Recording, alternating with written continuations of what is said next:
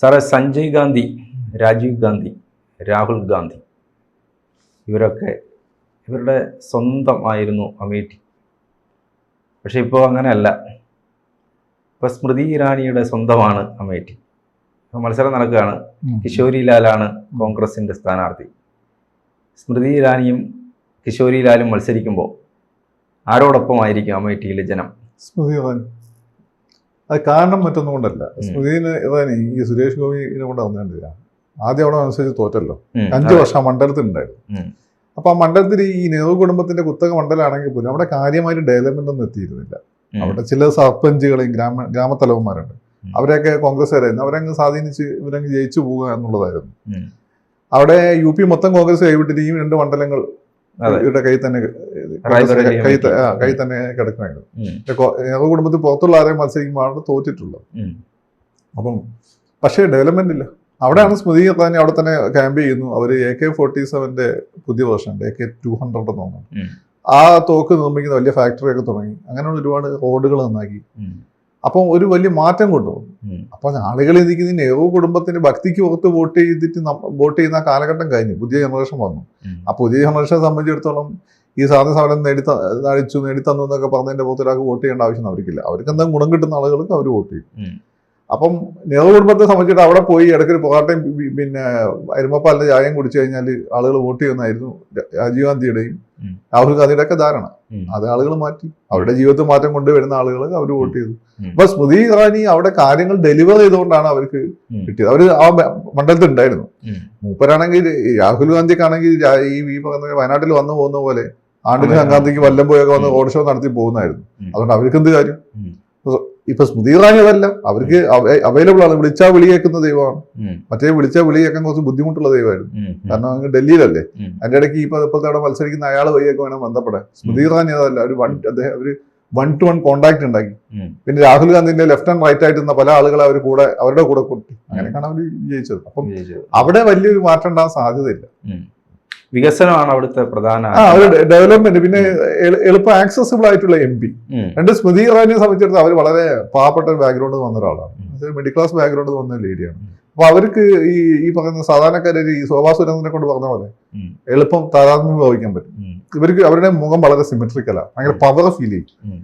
പിന്നെ സൗണ്ടിൽ ഭയങ്കര ആധികാരികതയാണ്. പിന്നെ അവരെ ഹിന്ദിയിൽ ഈ പറയുന്ന ബഹു എന്നൊരു ഏതോ സീരിയൽ ഉണ്ടായിരുന്നു. അങ്ങനെയാണ് അവര് മരുമോളായിട്ടാണ് വന്നത്. സാഷ് അങ്ങനത്തെ പറഞ്ഞൊരു സീരിയൽ ഉണ്ട്. അപ്പൊ ഹിന്ദിക്കാരെ സംബന്ധിച്ചിടത്തോളം അവർക്ക് ഈ അടുത്ത വീട്ടിലെ മരുമകളാണ് അവര്. പിന്നെ അവരുടെ നല്ല ഇംഗ്ലീഷ്, നല്ല കമാൻഡിംഗ് ഭാവം ഉണ്ട്. പിന്നെ നല്ല ഹിന്ദിയും അവർക്കുണ്ട്. പിന്നെ അവർ നിരന്തരം ഇടപെടുന്നു. രാഹുൽ ഗാന്ധി ആളുകൾക്ക് എത്ര രാഹുൽ ഗാന്ധി എടുക്കാൻ ശ്രമിച്ചാലും നെഹ്റു കുടുംബം എന്നുള്ള ആള് നമ്മളൊരു അകലം കീപ്പ് ചെയ്യും. മനസ്സിലായില്ലേ? അപ്പൊ അവർ ആ മണ്ഡലത്തെ കയ്യിലെടുത്തിട്ടുണ്ട്. പിന്നെ സാഹചര്യങ്ങൾ അനുകൂലമാണ്. പിന്നെ BJP വേവ് ഉണ്ട്. ആ BJP വേവിനെ പോയി മറികടന്നുകൊണ്ട് അവിടെ പിന്നെ കോൺഗ്രസിനെ രക്ഷപ്പെടുത്തിക്കൊണ്ടിരുന്നത് ഈ നെഹ്റു കുടുംബത്തോടുള്ള ഒരു സ്നേഹമായിരുന്നു. അത് രാഹുൽ ഗാന്ധിനെ തന്നെ തോൽപ്പിച്ച സ്ഥിതിക്ക് ഇനിയിപ്പോ ആ സ്നേഹം ആ രീതിയിൽ വർക്കൗട്ട് ചെയ്യണം ഒരു സാധ്യതയില്ല. രാഹുൽ ഗാന്ധി അതുകൊണ്ടാണ് അവിടുന്ന് അല്ല, രാഹുൽ ഗാന്ധി തോറ്റുപോകുകയായിരുന്നു. കാരണം അല്ലെങ്കിൽ വേറെ എന്തെങ്കിലും രാഹുലിന് മാന്ത്രികത കാണിക്കണം. ഞാനിവിടെ മാറ്റം കൊണ്ടുവരുന്നുണ്ട്. ഇത്രയും കാലം അവർ രാഹുൽ ഗാന്ധിനെ എലക്ട് ചെയ്തില്ലേ? എന്തിനാ അവരുടെ ജീവിതത്തിൽ എന്ത് മാറ്റം ഉണ്ടായത്? അതല്ലേ പ്രശ്നം. മുമ്പൊക്കെ ആണെങ്കിൽ നിങ്ങളുടെ പേരിനൊരു വോട്ടിട്ട്, ഇന്നതില്ല. നിങ്ങൾ എന്ത് ചെയ്യുന്നു? 5 വർഷം നിങ്ങൾ ആരെ അവർ ജയിപ്പിക്കും? അത് കഴിഞ്ഞ് നിങ്ങൾ എന്ത് ചെയ്യുന്നു? നിങ്ങൾ ഒന്നും ചെയ്തില്ല. നിങ്ങൾ വെറുതെ ഇമേജിന്റെ പുറത്ത് കളിച്ചു നടക്കുന്ന ആളാണെങ്കിൽ ആളുകൾ മാറ്റി വോട്ട് ചെയ്യും. പിന്നെ നിങ്ങളെക്കാട്ടും കൊള്ളാത്ത നിങ്ങൾ എതിരായി നിൽക്കുന്നതെങ്കിൽ നിങ്ങളെ തന്നെ വോട്ട് ചെയ്യും. ഇപ്പൊ തിരുവനന്തപുരത്ത് നിൽക്കാൻ സംഭവിക്കാതെ എന്താണ്? ശശി തരൂരിന് ഇതുവരെ കൊള്ളാവുന്ന അതേ കാലിബറുള്ള എതിരാളി ഉണ്ടായിരുന്നില്ല. ഇപ്പൊ അതിൽ വലിയ കാലിബറുള്ള എതിരാളി ഉണ്ട് പണിയെടുക്കുന്നത്. ശശി തരൂർ വർത്താനം കൂടുതലും പണി കുറവായിരുന്നു. ഇങ്ങനെ വർത്താനം വളരെ കുറവും പണി കൂടുതലുമാണ്. അപ്പൊ അതുകൊണ്ട് ചിലപ്പോൾ ഇത്തവണ ആളുകൾ ഞാനതാണ് പറഞ്ഞത്, ഈ ശശി തരൂരിനെതിരെ ആളുകൾ ശശി തരൂരിന്റെ കൂടെ അവർ വോട്ട് ചെയ്യാൻ സാധ്യതയുണ്ട്. കാരണം ശശി തരൂരിനെക്കാട്ടും ഒരു ബെറ്റർ ആയിട്ടുള്ള ഒരു സ്ഥാനാർത്ഥിയാണ് ഇപ്പോൾ ഉള്ള സ്ഥാനാർത്ഥി, BJP സ്ഥാനാർത്ഥി. ഇതേ സംഭവം തന്നെയാണ് എവിടെ? അമേഠിയിൽ വരുൺ ഗാന്ധി നിർത്തിയാൽ ചിലപ്പോൾ ജയിക്കണമെന്നില്ല. പക്ഷെ വേറെ ലെവലിലുള്ള സ്ഥാനാർത്ഥിയാണ് സ്മൃതി ഇറാനി. അതാണ് കാര്യം. ഇന്ദിരാഗാന്ധിയുടെ പേര് പറഞ്ഞിട്ടാണ് റായ്ബറേലിയിലും അമേഠിയിലും സ്ഥിരമായി കോൺഗ്രസ് വോട്ട് ചോദിക്കുന്നത്. ഇന്ദിരാഗാന്ധിയെ പുതിയ തലമുറയിൽപ്പെട്ട എത്ര ആളുകൾക്കറിയാം? അല്ല, അതാണ് കാര്യം. ഇന്ദിരാഗാന്ധിയെ പറ്റി കേട്ടതുമുണ്ടാവും, കേട്ടതേ ഉള്ളൂ, അത്രേ ഉള്ളൂ. അപ്പൊ ഇവർക്ക് മനസ്സിലാവാത്ത അതാണ്. ഒരു വൈകാരികതയില്ലല്ലോ. പിന്നെ കേരളത്തിൽ EMS, ഞാൻ ഭയങ്കര EMS ഫാനാണ്. ഈ എത്ര പുതിയ ജനറേഷൻ എത്ര ആളുകൾ EMSനെ അറിയാം, നയനേരെ അറിയാം. 20 വർഷത്തിന് 10 വർഷം കൊണ്ട് ഫെയ്ഡ് ആവും ആളുകൾ. അതെ, കാല യവനികയ്ക്കുള്ളിൽ മറയും. അല്ലെങ്കിൽ അങ്ങനെ ടെററിംഗ് പേഴ്സണാലിറ്റി ആയിട്ട് എന്ത് ചെയ്യണമെന്ന് വെച്ചാൽ ഈ നോട്ടിലൊക്കെ വേണം. മഹാത്മാഗാന്ധി പോലീസ് സ്റ്റേഷനിൽ ഉണ്ടാവണം, സ്കൂളുകളിൽ ഉണ്ടാവണം, എല്ലാ കവലകളിലും ഒരു പ്രതിമ ഉണ്ടാവണം. അങ്ങനെയൊക്കെ ആണെങ്കിൽ ആളുകൾ ഇന്ദിരാഗാന്ധി പ്രതിമകൾ ഉണ്ടാവും, നോട്ടിലൊന്നും അങ്ങനെ വന്നിട്ടില്ല. അപ്പൊ അതുകൊണ്ട് ഇന്ദിരാഗാന്ധിയുടെ പേര് പറഞ്ഞാൽ വോട്ടിട്ടുന്ന ആ കാലഘട്ടം കഴിഞ്ഞു. അതിനുശേഷം 2 ജനറേഷൻ വന്നു. അപ്പൊ അതുകൊണ്ട് ഇന്ദിരാഗാന്ധിയുടെ കാര്യം വോട്ട് ചെയ്യാൻ മതി. ഇപ്പോഴത്തെ ഇന്ദിരാഗാന്ധിയാണ് സ്മൃതി ഇറാനി. അതെ, പിന്നെ പ്രിയങ്ക ഗാന്ധി ഇന്ദിരാഗാന്ധിയാണ്. ഇന്ദിരയുടെ ശബ്ദം, ഇന്ദിരയുടെ രൂപം, ഹെയർ സ്റ്റൈൽ പോലും അങ്ങനെയാണല്ലോ. പക്ഷെ നിങ്ങൾക്ക് ഇന്ദിര ആരാന്ന് അറിയണ്ടേ?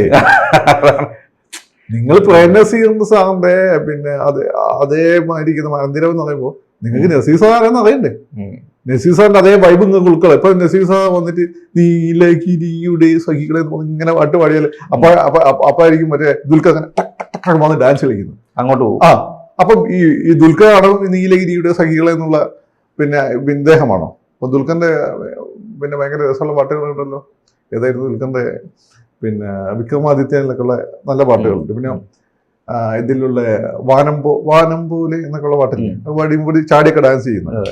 അപ്പൊ അത് കാണുമ്പം നസീർ സാറിനെ അറിയുന്നവർക്കൊക്കെ, നസീർ സാറിനെ അറിയുന്ന ആളുകൾക്ക് എത്രയുണ്ട്? നസീർ സാറിന്റെ ഡാൻസ് ഇങ്ങനെ രണ്ടങ്ങോട്ട് ഇതല്ലല്ലോ.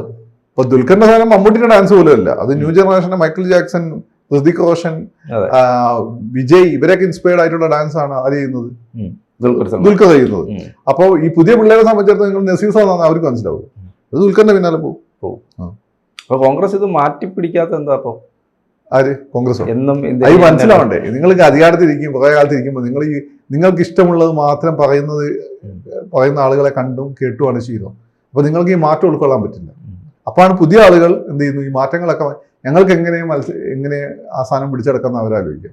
അപ്പൊ അവർ ഈ മാറ്റങ്ങൾ മൊത്തം എന്ത് ചെലവാകുന്നു അവർ റിസർച്ച് ചെയ്ത് കണ്ടുപിടിക്കും. അങ്ങനെയാണ് അവരത് കണ്ടുപിടിച്ചത്. ഇന്ദിരയും രാജീവും ഒക്കെ രാജ്യത്തിന് വേണ്ടി ജീവത്യാഗം ചെയ്തവരാണ്. അതൊക്കെ ശരിയാണ്, അത് ശരിയാണ്. പക്ഷെ പുതിയ കാലത്തെ വോട്ടർമാരെ ആകർഷിക്കാൻ ഈ പേരുകൾ പോരാ. അത് എന്ന് വെച്ചാൽ അങ്ങനെ ഇനി ഒരു യുദ്ധമൊക്കെ വരികയും യുദ്ധമൊക്കെ വന്നിട്ട് ഇന്ത്യ അങ്ങ് തോറ്റു പോവുകയൊക്കെ ചെയ്യുമ്പോൾ മുമ്പ് ഇങ്ങനെ ഒരാളുണ്ടായിരുന്നു, അവര് നമ്മൾ പാകിസ്ഥാനെ 2 എന്നൊക്കെ പറഞ്ഞാൽ അന്നപ്പോ ഒരു ഐക്കണായിട്ട് അവർ തിരിച്ചു വരും. അതല്ല ഇപ്പോഴത്തെ സാഹചര്യം എല്ലാം നോർമലായി പോകുമ്പോൾ ഇന്ദിരാഗാന്ധി ഒന്നും ഓർമ്മിക്കപ്പെട പോലും ഇല്ല. അത് എല്ലാ കാലഘട്ടത്തിലും അങ്ങനെ തന്നെയാണ്. ഇപ്പോൾ തോൽവി വരുമ്പോൾ നമ്മൾ വലിയ പണ്ടത്തെ ആളുകളെ ആലോചിക്കും, അതിന് ഇൻസ്പിറേഷൻ ഉൾക്കൊള്ളും. വിജയം വരുമ്പോൾ നമ്മൾ ഇവരെയൊന്നും വലിയ രീതിയിൽ ആലോചിക്കില്ല. അതാണ് ഒരു പ്രശ്നം. മാത്രമല്ല അപ്പുറത്ത് BJP നിരന്തരം ഇടപെടുകയല്ലേ. അപ്പൊ ഇവിടെ തന്നെ നിങ്ങളൊക്കെ CPM നിങ്ങളുടെ ജീവിതത്തിൽ നിരന്തരം ഇടപെട്ടുകൊണ്ടിരിക്കുകയാണ്, നെഗറ്റീവ് പോസിറ്റീവായിട്ട്. കോൺഗ്രസ്സുകാരൻ എന്തെങ്കിലും ആണ്ടിന്റെ ചങ്കാന്തിക്കല്ലേ നിങ്ങൾ കാണുള്ളൂ. അതുകൊണ്ട് വൈറ്റ് ഇട്ടിട്ട് അവിടെ നിന്നിട്ട് പോകും. കോൺഗ്രസിനെക്കാട്ടും ചിലപ്പോൾ മാമച്ചൻ ഇടപെടും. മാമച്ചന് ഒരു കല്യാണം വീട്ടിൽ പോയാൽ അവിടുത്തെ പയ്യനാണ്, മന വീട്ടിൽ പോയാൽ അവിടുത്തെ ശവമാണ് എന്ന് പറയുന്ന പോലെയാണ്. അപ്പൊ അതുപോലെ ഈ ലോക്കൽ പാർട്ടികളുടെ ആളുകൾ അങ്ങനെ ഇടപെട്ടെന്ന് വരും.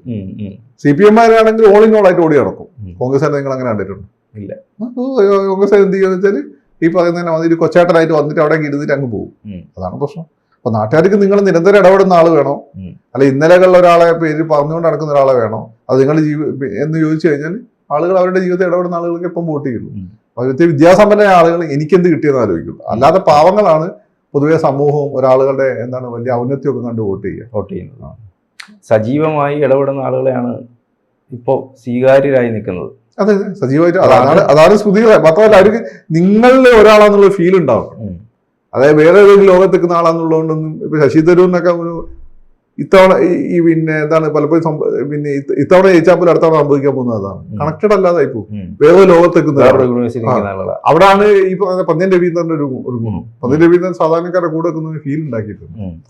പിള്ളേരുടെ കൂടെ നിന്നിട്ട് വോട്ടെടുത്താൽ പായസമൊന്നും കുറയില്ലെങ്കിൽ പോലും സാധാരണക്കാരുടെ കൂടെ ഉണ്ട് എന്നൊരു ഫീൽ ഉണ്ടായി. രാജീവ് ആണെങ്കിൽ ഈ പറയുന്ന പോലെ രാജീവ് എന്തൊക്കെ ചെയ്യാൻ പറ്റുന്ന ഫീൽ ബോഡി ലാംഗ്വേജ് വഴിയും രാജീവിന്റെ ഇന്റർവ്യൂസ് വഴിയും രാജീവിന്റെ ഒരു അദ്ദേഹത്തിന്റെ ഇതുവരെയുള്ള ലൈഫ് വഴിയും അദ്ദേഹം തെളിയിച്ചിട്ട് മാൻ ഓഫ് ആക്ഷൻ ആണ് രാജീവ്.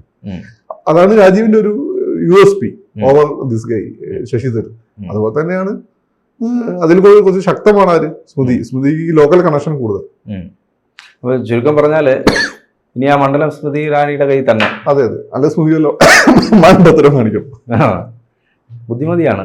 ബുദ്ധിമുട്ട് മണ്ടത്തരം എവിടെ കാണിക്കാൻ അതെ അതെ അതെ എവിടെ എന്ത് ചെയ്യണം എന്ന് കൃത്യമായിട്ട് അറിയാം. കൃത്യമായിട്ട് അറിയാം. പിന്നെ അവരുടെ ഏറ്റവും വലിയ ഒരു മിഡിൽ ക്ലാസ് ഹിന്ദു ലേഡി ആയിട്ട് അവരെ എളുപ്പം കണക്ട് ചെയ്യുന്നു. ശോഭാ സുരേന്ദ്രന്റെ വേറെ രൂപമാണ്. അവരുടെ ശരീരം അങ്ങനെ തന്നെയാണ്. ഞാൻ പറഞ്ഞത് സിമെട്രിക്കൽ ആയിട്ടുള്ള മുഖം, അത് ഭയങ്കര പവർ ഫീൽ ചെയ്യിപ്പിക്കും അവരെ കൊണ്ട്. അവരൊന്ന് ഇംഗ്ലീഷ് ഇവിടെ പല ആളുകൾ നിൽക്കും. അവരുടെ കൂടെ സ്റ്റേജിലേക്ക് ഇവിടെയുള്ള BJP നേതാക്കന്മാര് സുരേഷ് ഗോപിയും രാജീവൊന്നും പോയി നിൽക്കാറില്ലല്ലോ. അവർ ചൂടി പോകാറുണ്ട്. പിന്നെ മുരളീധരൻ മാത്രമാണ് പിടിച്ചു നിൽക്കാറുള്ളത്. കാരണം മുരളീധരന് അത്യാവശ്യം കമാൻഡ് ഉള്ളത് കൊണ്ടും പിന്നെ മുരളി അങ്ങനെ അഗ്രസീവ് അല്ലല്ലോ. അഗ്രസീവ് ആയിട്ടുള്ള വേറെ ആള് ഇവരുടെ കൂടെ നിന്ന് ചൂളിപ്പോകും. കാരണം അവർക്ക് ഭയങ്കര കമാൻഡിങ് പവർ ഉണ്ട്. അവർക്ക് ശോഭയുടെ ഒരു ഗുണമതല്ലേ, ശോഭയ്ക്ക് ഭയങ്കര കമാൻഡിങ് പവർ. CPM ഇപ്പൊ അങ്ങനെ നേതാവുണ്ട്. കണ്ണൂര് ദീപ എന്ന് പറഞ്ഞ ഒരു പുതിയ പെൺകുട്ടിയുണ്ട്. പെൺകുട്ടി യുവതിയാണ്. അപ്പൊ അവര് അങ്ങനെ ഇവരെ മുഖം സിമെട്രിക്കലാണ്. ഓക്കെ, മതി. ഭയങ്കര ബോഡി ലാംഗ്വേജ് വളരെ ഡോമിനേറ്റിംഗ് ആണ്. സൗണ്ട് നല്ല ഉറച്ച സൗണ്ടാണ്.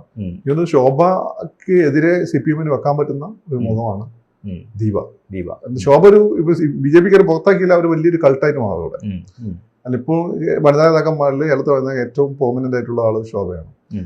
ശോഭയുടെ അതേ സ്റ്റാച്ചറിലേക്ക് വരാൻ സാധ്യതയുള്ള ഒരാളാണ് ഈ ദീപ എന്ന് പറഞ്ഞിട്ടുള്ളത്. ദീപ എന്ന് പറഞ്ഞത് ജില്ലാ പഞ്ചായത്ത് പ്രസിഡന്റായിരുന്നു. ഞാൻ നേരിട്ട് കണ്ടില്ല, ചാനലിന്റെ ചർച്ചയിൽ കണ്ടല്ലോ. ഭയങ്കര ഡോമിനേറ്റിംഗ് ആണ് അവർ. പിന്നെ ഉള്ളിന്ന് വരുന്ന സൗണ്ടാണ്. അതുപോലെ ഒരാളാണ്.